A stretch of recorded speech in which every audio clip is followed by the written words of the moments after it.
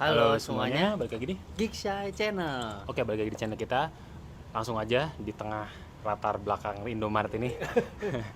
Kita baru aja nonton Teenage Mutant Ninja Turtles Mutant Mayhem. Mutant Mayhem, betul.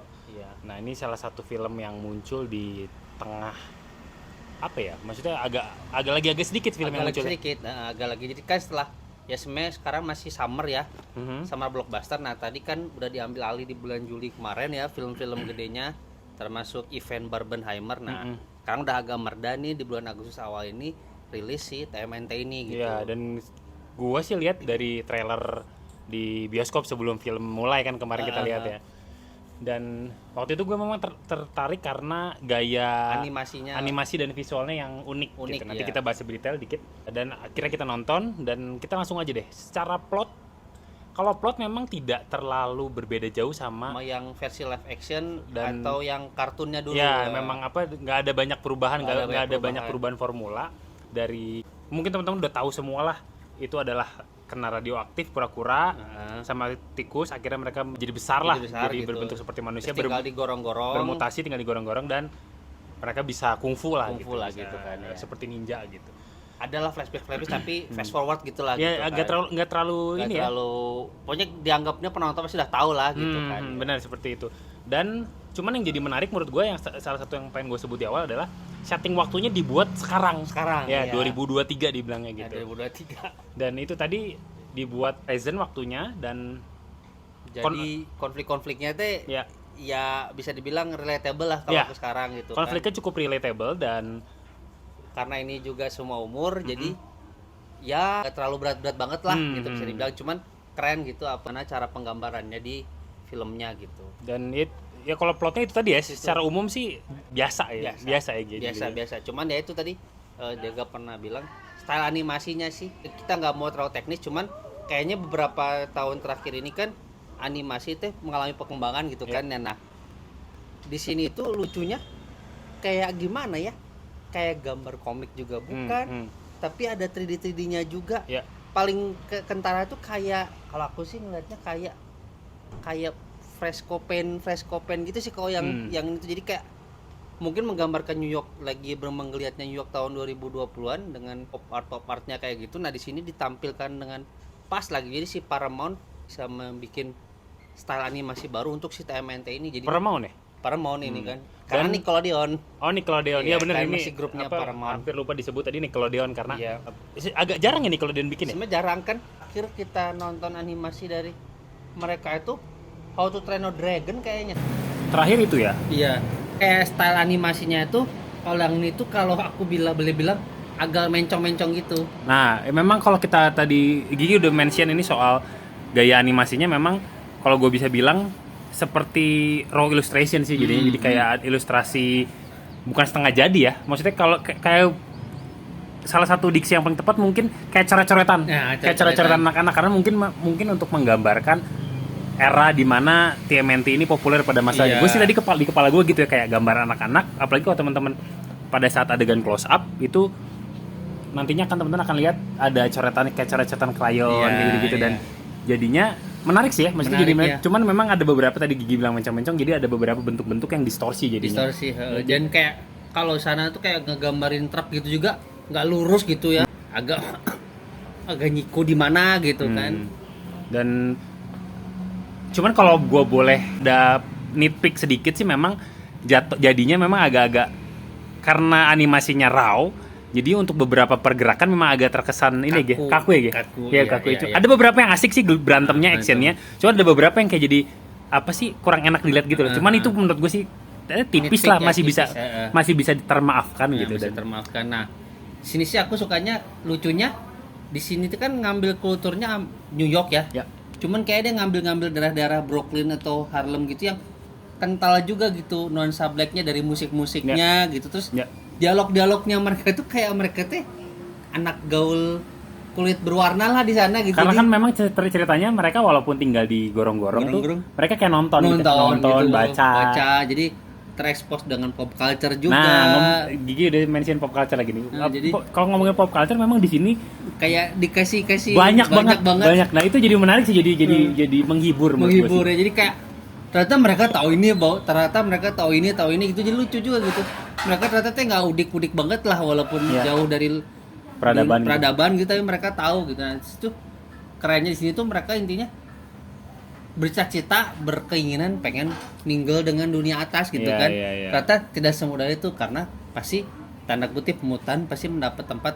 Gak usah jauh-jauh lah, kalau kita nonton film-film Marvel kan kayak mutan, pertama orang pasti takut dulu kan, karena pasti berbeda, apapun yang berbeda kan pasti bikin orang takut. Nah itu pesan sosialnya juga ya. Situ kan dari sini, di sini juga teh mereka tuh sebenarnya pengen, tapi dengan punya ketakutan masing-masing ternyata. Apalagi trauma dari bapaknya ceritanya. Gitu, dari situ kan Splinter juga masih jangan kayak gitu kan. Nah akhirnya di sini tuh pinternya dua dunia itu, dunia manusia yang bisa dibilang punya kehidupan masing-masing sama dunia mutan berbenturan di sini tuh gitu. Dan lucunya dari sudut pandang anak remaja tanggung, si Leonardo, si Michelangelo, si Donatello sama si Raphael gitu kan. Jadi kayak wah lucu juga gitu. Terus ada penyesuaian dengan sesuai situasi kayak gini.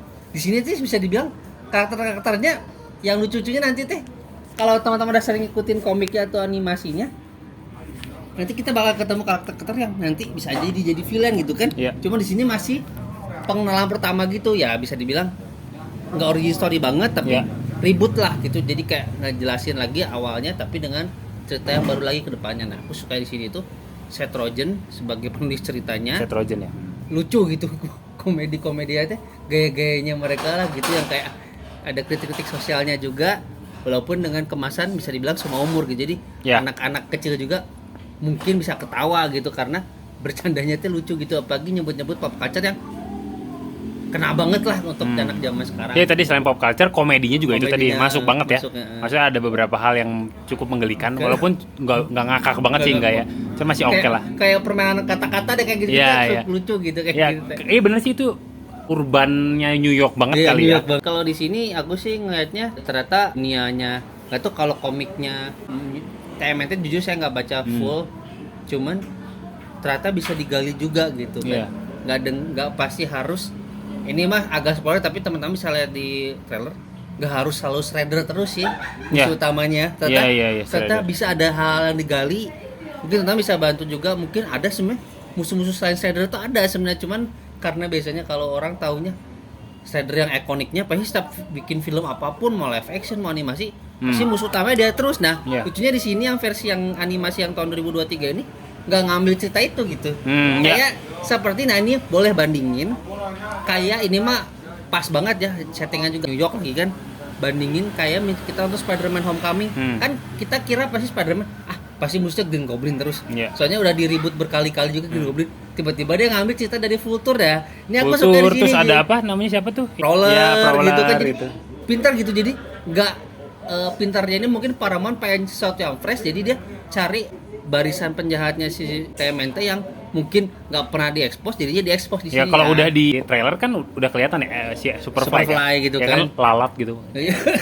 Maksudnya teh lucu gitu, Superfly literally Superfly gitu kan, jadi kayak permainan katanya gitu lucu sih di sini. Jadi nah aku suka di situ fresh, makanya nggak heran juga ya terlepas bagus atau jeleknya, cuman ceritanya di fresh gitu. Makanya beberapa kritikus di luar juga ini ngasih bagus nih, soalnya belum pernah ngangkat si kisah ini gitu. Cuman sama satu lagi ending, kalau menurut lu endingnya gimana? Kalau menurut gua kayak agak too good gitu. Ya too good gitu ya sih. Kayak lancar-lancar aja. Jadi apa mereka idam-idamkan kejadian juga gitu kan. Jadi kayak gitu. Lucu sih di sini. Enggak ada twist-twist kayak gimana gitulah. Karena benar ceritanya lurus aja gitu. Cuman lucu gitu. Gua tadi berpikir ini akan dibikin potensi untuk sequel, nggak ternyata langsung kelihatan kalau teman-teman nonton sampai beres langsung kelihatan. Ada after creditnya, jadi jangan langsung buru-buru keluar. Ya jadinya langsung tahu lah potensinya ke depannya seperti apa. Ya jujur itu tadi lurus, tidak ada kejutan yang berarti sebenarnya. Cuman ini menghibur lah, tontonan ringan di sela-sela kegiatan dan sambil menunggu film-film gede keluar ya. Pas lah gitu, bisa bilang ringan gitu. Nilai-nilai? Kalau saya sih ya kalau dibandingin sama film animasi superhero Spider-Man sebelum ini sih jauh ya. Cuman ini lumayan lah, menghibur lah. Kalau saya mah kasih 7,1 lah. Oh ya sama 7,2 ya udah sama lah 7,1. Lucu kayak gitu sih paling sih. Soundtracknya bagus. Soundtrack musiknya. Ya karena ada pop culture, jadi musiknya ada yang bikin ketawa gitu. Lucu.